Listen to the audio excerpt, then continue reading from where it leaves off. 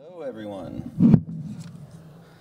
My name is Joe Manning. I'm really grateful to you all for being here today as we meditate on and unpack the idea of storytelling, what it means to us, and how we can tell our own and hear from other folks and have our eyes opened. Wow, what an awesome tune from Danny, and let's give Danny another round of applause. Thank you. And what an amazing group that Tara pulled together, and what a just the beginning of a super fruitful and important conversation about storytelling and finding those sacred moments in storytelling. One of the things that I find most remarkable and miraculous, really, about what is such a simple thing, something we do all the time, something that's so sort of fundamental to how we understand the world, is just speaking and hearing from other people. What really dazzles me is the way that we're able to uncover in such a short amount of time our shared dignity and our common humanity just by talking to each other, and just by hearing each other out. I'm the deputy director of the Louisville Story Program. We partner closely with folks in our community whose voices we don't hear often enough, and help them develop books and broadcasts that document their lives and their communities. So our work is meant to promote dialogue across the community and increase awareness of elements of the culture and history of Louisville that we might not otherwise hear. So I hope you'll catch up with us in the lobby afterwards and let us bend your ear about our programming that really seeks, in essence, to make Louisville a more inclusive city where residents hear one another and know one another with a little more clarity. I think this is really the central focus of our work, and really the reason I'm here today, and I think we're all here today, is to talk about ways in which we could know our neighbors with a little more clarity and compassion. I think this is one of the most critically important tasks before us in a moment like this one, where things like the language that you speak, the neighborhood you live in, or where you grew up in the state, the color of your skin, or how much money's on your paycheck, may be literally a determining factor in whether you interact with another human being in your whole life. And you have the opportunity to share a moment and uncover some of that shared dignity and shared experience. So in a moment like that, I think sometimes we could stand to be introduced to one another and to listen to one another. We're hardwired for this type of connection. Obviously, our need to know one another and hear from one another is fundamental to our biology and to the way that we create social environments for ourselves. This is how we move around the world. We say to somebody, "What have you seen out there? Where have you been? Tell me about it." Because our own experiences aren't enough to understand the territory. We need to hear from other people to know the boundaries of the map. And that's the way I think of it sometimes. Every time we listen to someone, we hear from someone, we're adding another piece to the map, another piece of our understanding of what it means to live this life together. It's one of the most powerful collaborations we can involve ourselves in, and how we group ourselves into a community. Both actions, the telling and the listening, these are the two sides, obviously. So much of this stuff is self-evident, but it's so interesting to unpack it and think about it. We tell and we listen. It shapes our understanding of ourselves. When we feel free to tell our stories, just like the group just said, it's constitutive. It is an act of creation, and we are organizing our experiences for ourselves. To say our story it can be so empowering because it organizes our lives into something sensible. And when we feel like we've been heard, when we feel like someone wants to listen, that is transcendent. It's a gift. So what's it mean to engage in the practice of deep listening? Well, to truly listen to someone, we have to rise above our own narrative and our own internal voice. We have to rise above and sort of calm the impulse to respond, to say something else. It's not always easy to do that. But when we're able to, in those moments, is when we can really recognize someone's humanity, and it can be a really dazzling moment. So what's deep listening? It's sort of like listening without a net, you know? Allowing ourselves to really hear someone when they tell us who they are, where they've come from, and what the territories look like out there. This is the best part of my part of this program, when I get to shut my mouth and start listening again. I'm really, really pleased to introduce some of my friends who have come through some of our programming at Louisville Story Program. They're going to share with you excerpts or pieces they've written from one or another of our programs. All of them happen to come from 3 actual different programs that we've worked with through Iroquois High School. So the South is very well represented tonight, and I hope you'll join me in hearing from some really remarkable folks. And I'm going to try my best to calm that sort of inner monologue and engage in the practice of deep listening, and I'm so grateful to you all for being here with me. So first, I'd like to introduce my friend Sage Townsend. Sage comes to us from Iroquois High School and was involved in the podcasting pilot project that we partnered with WFPL for last year. Sage's narrative aired on WFPL in the Iroquois Stories, which you can hear on the website there, WFPL. So please welcome my friend Sage Townsend. Thank you so much for being here.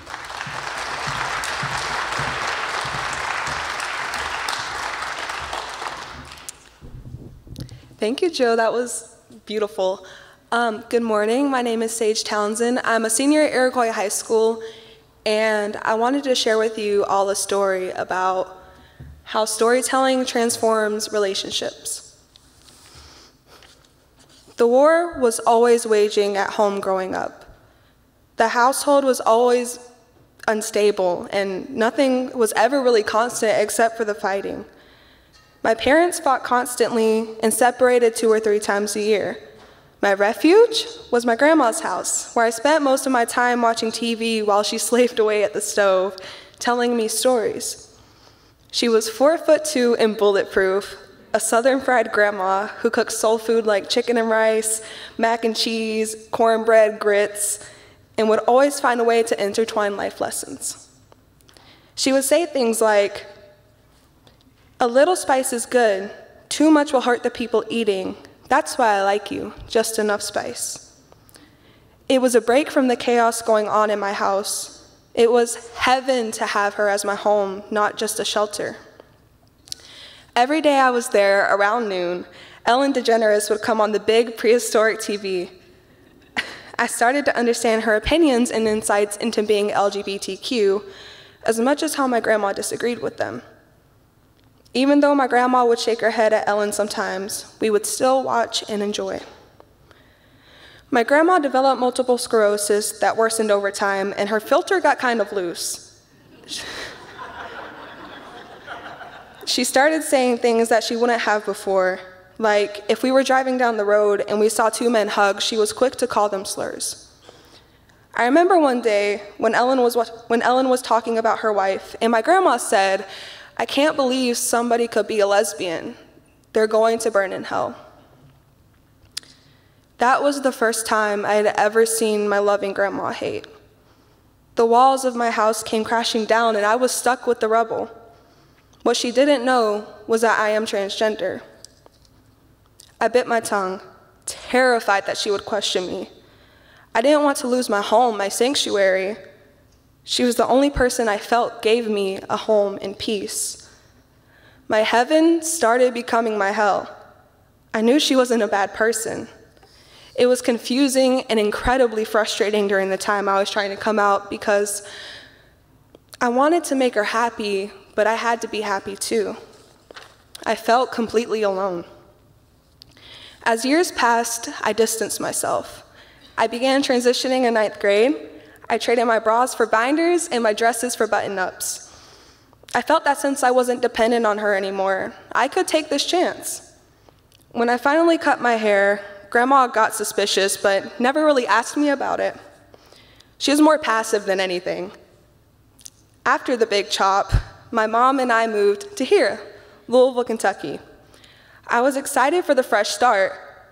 I was going somewhere no one knew my name, my gender, or anything about me. I visited Grandma after a school year full of personal changes. I'd gone from a timid little girl to a headstrong young man. I remember walking into her house, the smell of food hitting my nose, and a daytime talk show greeting me at the front door, with a sense of new beginnings. When she came from the kitchen, she saw the same kid, but I knew I was a stranger to her. She knew me as her granddaughter, not me. I had changed so much while being in Louisville. She didn't know who I had become. It was empowering and terrifying. What if she finds out? She passed away last December. When I went back to North Carolina to visit my dad again for Christmas that year, we reminisced about her. My dad and I were the farthest thing from close growing up. He used to make transphobic jokes all the time, say extremely prejudiced things, ignorant things. That's where my fear stemmed from. When I told him that I am trans, I won't lie, he wasn't accepting. But once he realized that this is who I am, he sought further education. That only improved our relationship. We joke about it a lot now. He'll often say how much I've changed since coming out, and for the better. I feel closer to him these past few years than I ever have. Sometimes I can't help but wonder if it would have been the same with my grandma. When I asked my dad if he thought that Grandma had ever really known, he told me that when I came out, he immediately told my grandparents. I was stunned. He said, your grandpa was like, it's just a phase, you'll get over it. But when my grandma found out I was trans, she said, as long as you're happy. If I had known, maybe our relationship would have been better, and that's what stings. I would have taken that step and had that closure if I had known. I was scared of getting attached in case I lost her because of my identity, but she wanted me to be happy. That's all she ever wanted, I think. Thank you. Thank you, Sage. So good. Thank you, Sage. It's a really beautiful and powerful story. Thanks, you all. Y'all, please help me in welcoming our friend Aleta Fields, an educator from Iroquois High School and also a participant in a new and sort of a new project for us at Louisville Story Program. Aletha is leading a writing workshop with folks who have been or whose families have been justice involved, and they are writing about and coming to terms with their experiences with mass incarceration. This is not a project that's leading necessarily to a new book anytime soon. This is a project that revolves around and focuses around the cathartic power of storytelling and the cathartic power and the import of listening. These folks are getting together and saying remarkably powerful and difficult things to one another in order to find their own path forward.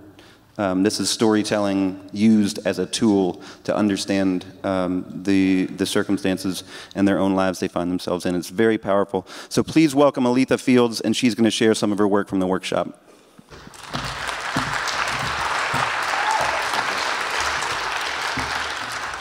Good morning. If you would allow me to just deviate for a moment. That's my student.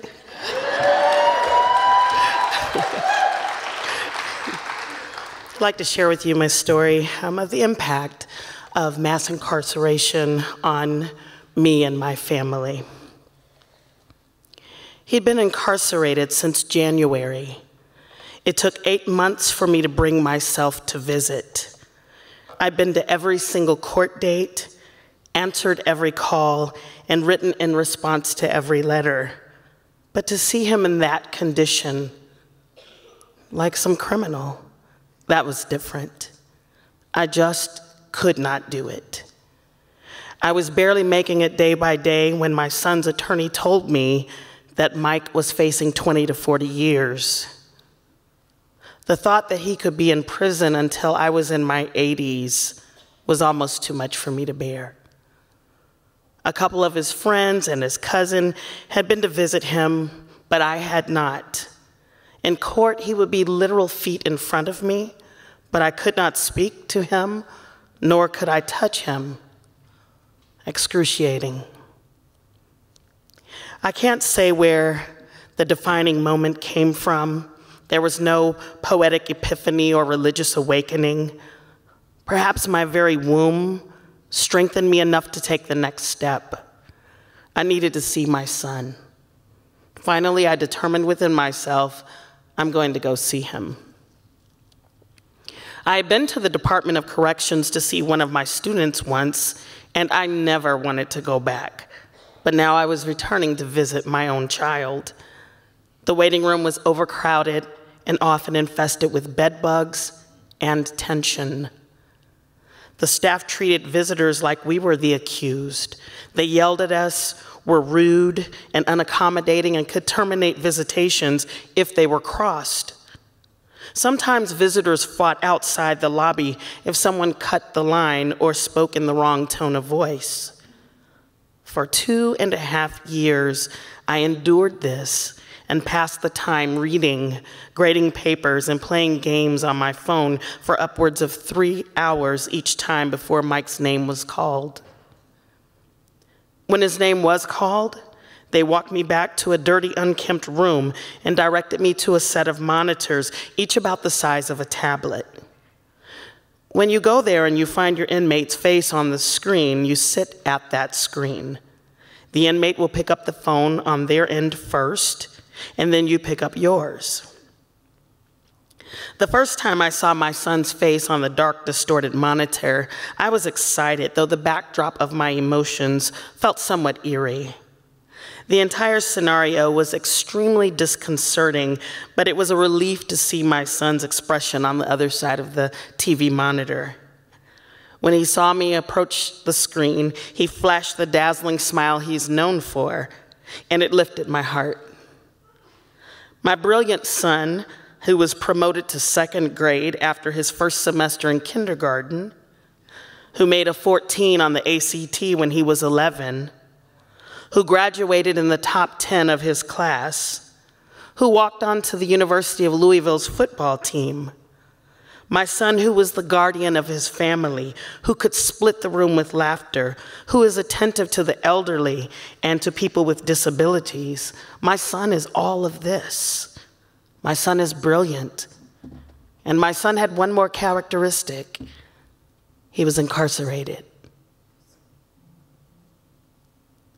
After that first meeting, I saw Mike every Sunday morning before church and occasionally on a weekday. I woke up at 5:30 every Sunday morning, dressed up and put on my makeup each time I went to see him. I know him, and I know that he worried about me.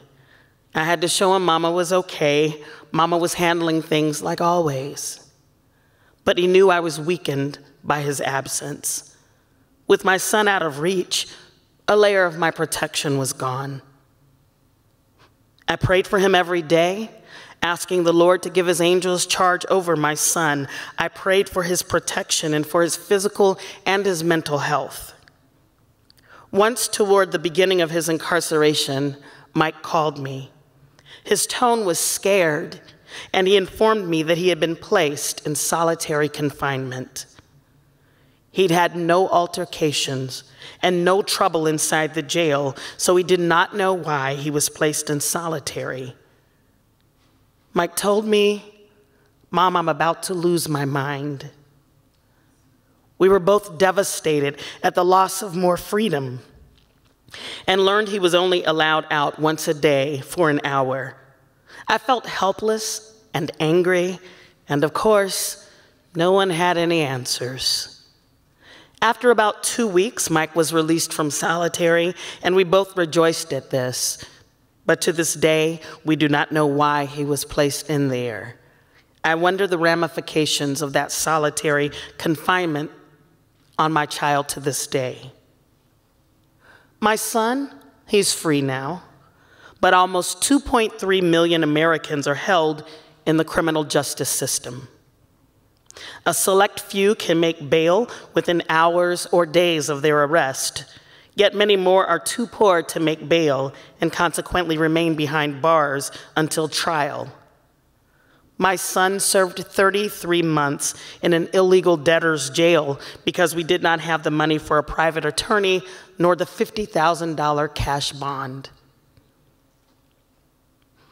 I share my story with you today to humanize all of the lives behind mass incarceration, the lives of those incarcerated and the lives of us who do time on the outside because we have lost a loved one to the prison industrial complex. If you do not have a personal connection, we may appear invisible to you, but we are here. We are your neighbors, we are your teachers, roofers, barbers, ministers, postal workers, coaches, and we are in your families. Thank you for remembering us. And if you want to help, thank you in advance for fighting to end cash bail. Thank you.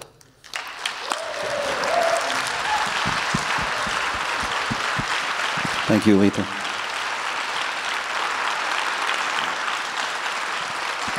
Y'all, I needed to hear that story. Thank you so much, Aletha. Folks, I want to bring one more friend of mine to the stage. Please welcome Marlene Cano Hernandez, whose chapter appears in the new LSP publication, Better Lucky Than Good, which is the first documentary book about the backside of Churchill Downs. Thank you, Merlin. Thank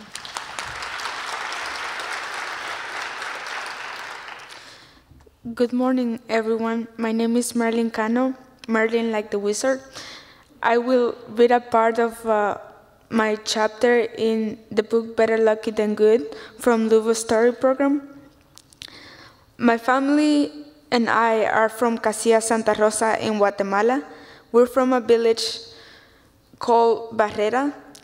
It's in the countryside. It's not like the city here. It's more like the forest. We don't have any neighborhoods. It's just my house and trees. It was all green, away from the city, peaceful. My parents owned a coffee plantation close to my house. They grew plantains in the middle of the coffee because the coffee plants like the shade. Sometimes the workers would teach me how to harvest. It's not really hard, but your hands get dirty and you get tired. They used to tie baskets to their waist and cut and fill baskets until they weighed 25 pounds. That was my goal for the whole day. Older people used to do like 100 pounds of coffee or more in the day. In Guatemala, I had 3 brothers, 1 sister. I'm the baby of the family. In total, we're 8. Me and my 3 brothers all came to America with my mom in 2012. My dad was the one who got his green card first and did a petition for us to come here and took the responsibility to come here and provide for us. My mom was really happy about coming here to the USA because my older sister and 2 older brothers were already here before I was even born. She went 15 years without seeing them, so she was excited to see them, and they were excited to see us. That was in April 2012. I came here when I was 11 years old. I'm 19 now. I graduated from Iroquois High School last year. Back in Guatemala, it's really hard to get a job. Even if you have a degree, you would not be getting paid a lot. I had this friend of mine who got her degree and was working in a bank. She said she went two whole months without getting paid. That was why I felt like I'm really lucky to be here. The money I was making working part-time at Walmart and at the racetrack is as much as a professional would be making in Guatemala. I'm really lucky to be here and have these jobs and opportunities. Last summer, Walmart was scheduling me to do 8-hour shifts, and I work every morning at the racetrack. I would say I work about 60 hours a week. My goal was to buy a car, and I did buy a car. I reached my goal, and I'm paying for that goal now. I have to pay insurance, gas, and other expenses. Being an adult is hard, but I'm proud of myself because my parents didn't have to help me. I'm trying to help them instead now, since my mom is 62 and my dad is 66. My parents have struggled a lot because they didn't have an education. They know how to read in Spanish and write some, but they don't know a lot. They learn by themselves. Many people don't have much education or opportunities before they come here to the United States. The Backside Learning Center in Churchill Downs helps the people that live and work on the backside a lot. They offer classes for interested in learning more English. My parents wanted to try those classes, but didn't want to go by themselves. I already knew some English and had been going to the center, so I said, I'll go with you. So I went to class with them, and I was even a little helper to the teacher sometimes because I knew English. A lot of people that work in the stables, especially the elders, don't have an education, so they help. The Backside Learning Center helps them filling out papers for clinics or other stuff they need. They don't have family here to help, but they're welcome to go to the Backside Learning Center. I went to the BLC for some help with applications for college and my FAFSA. It's like a family thing too. People don't have family here, can go to the BLC and socialize with other people and with the BLC staff. It's important because being lonely isn't fun. Not long ago, the Backside Learning Center called me and asked me if I wanted to work with them and quit Walmart. And I did. I did quit Walmart and started working with them. Now I'm the youth activity leader for the Backside Learning Center.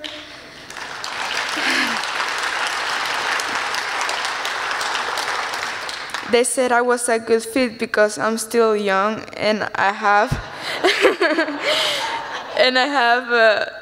these perspectives as a student and a youth, and I'm also a stable worker in Churchill Downs.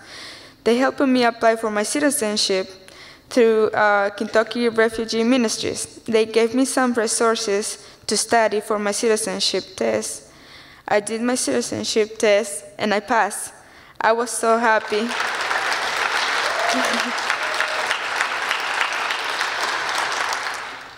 I was so happy. I was able to vote in November last year, and I will be voting this year in November too. Thank you. Marlene. Thanks, Marlene. Thank you all. Please give a round of applause to our LSP participants here. Thank you so much. Thanks for being here today.